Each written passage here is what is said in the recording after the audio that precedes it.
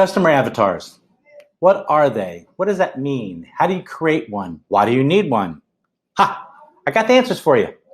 So when you're creating an advertising campaign of any kind, no matter how big or small your company is, you need to know who you're actually marketing to. So a really good friend of ours one time told us that if you own a Chinese restaurant, everybody with a mouth is not your customer. And when you think about that, that means not everybody who eats likes Chinese food, basically, right? Some people don't like it. Some people have allergies to certain things. Some people don't like the MSG. Whatever the reason is, everybody with a mouth is not your customer, just like everybody in any business is not your customer. So create a customer avatar means, like, let's take Ford, for example. Ford can create a customer avatar of the guy who likes to be in the great outdoors and has a boat or something. So he's got, the pickup truck. Then there's the soccer mom, if you will, with the SUV. And then there's the college student that's looking for the smaller, compact electric vehicle that's going to be energy efficient and be good for the country and green and not cost as much money. So those are three very different people that Ford focuses on. So in their advertising, they are targeting each person differently than everybody. You never see just buy Ford. I mean, occasionally you do, but generally speaking, it's buy the F-150, buy the whatever their brand of SUV is or small car. I don't even know. But even then, they break those down into even smaller segments. So the F-150 is towing power. The F-150 is safety. The F-150 is about payload. There's different aspects that they do then that target different people. Geico commercials. There's 3 different styles, right? They all target somebody differently. Why do they do that? Because they have these avatars.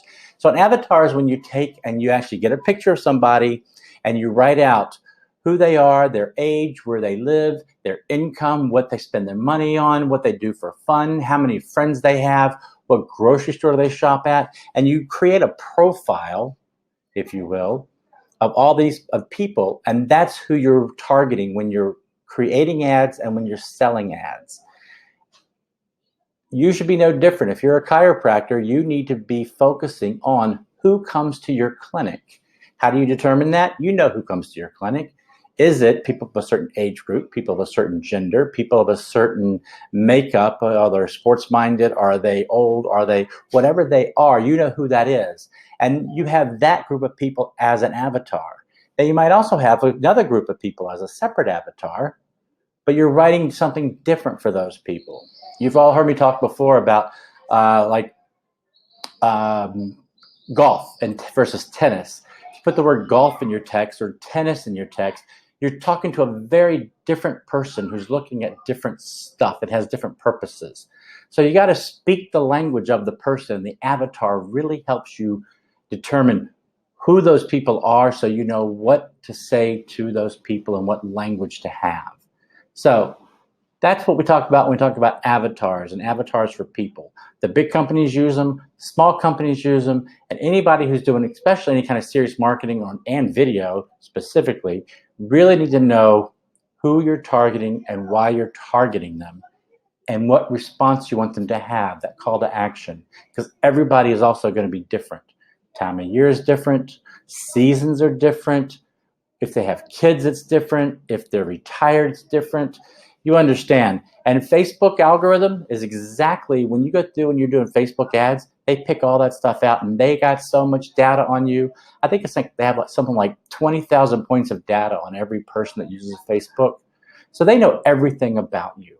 And that's kind of what you need to do with an avatar. I mean, we have a list of, it's about 15 items that we go through when we create an avatar for somebody because we don't get that detailed, but it's detailed enough that we have a good picture of who we're really trying to talk to. So create your avatar, and honestly, crazy, a picture helps. Don't just say a mom in Iowa. Show me a picture of the mom in Iowa. Show me a picture of her house. Show me a picture of the car she drives. Show me what her kitchen looks like. These are things that really help you narrow it down to who you're talking to. So customer avatars, very important for marketing, very important for knowing who your customers are, and very important to have multiple customer avatars to market different products to for your business.